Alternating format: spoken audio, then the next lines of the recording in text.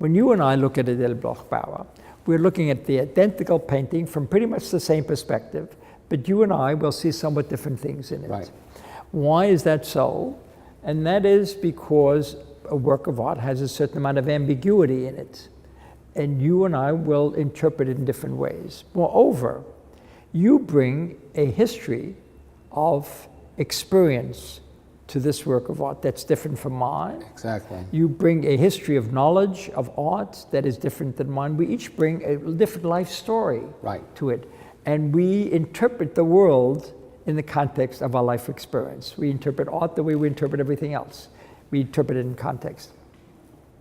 And Gombrich was fascinated with this idea, and he said, my God, if this is what's going on, then the viewer is recreating in their own brain, in their own mind, some of the creative experience that the artist is having. Yes. And both Chris and Gombrich realized that the brain is a creativity machine.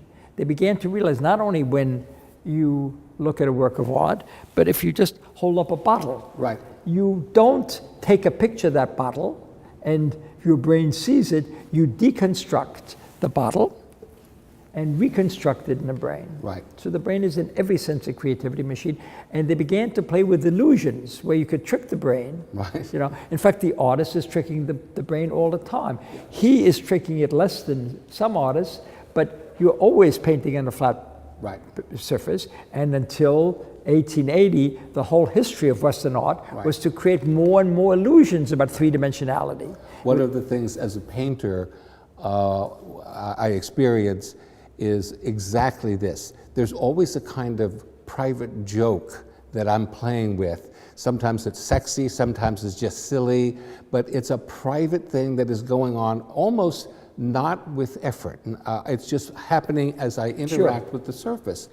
And you know, one of the things you wrote about is this notion that the brain-mind art making of the artist somehow through the mirror neuron system or memory activates a creative, response to the work. So the viewer is actually making the art, or as you say, recreating a work of art. And it's a different level of creativity, but it is a level of creativity.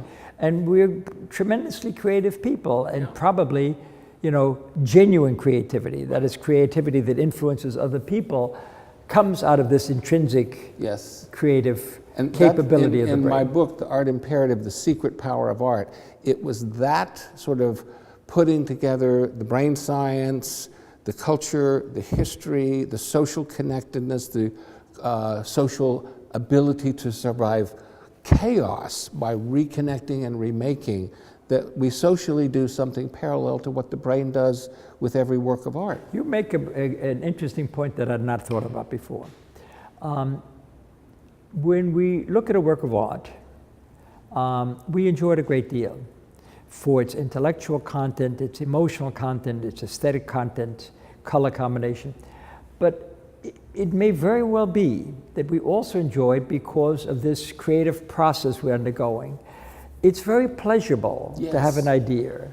I can have the most trivial little idea. I was telling you before about the little idea that I had for the Passover Seder last night. It thrills the hell out of me. It's putting together 2 or 3 simple facts and seeing them in a somewhat different way that you haven't seen before and that perhaps other people may not have seen before is very, very pleasurable to oneself.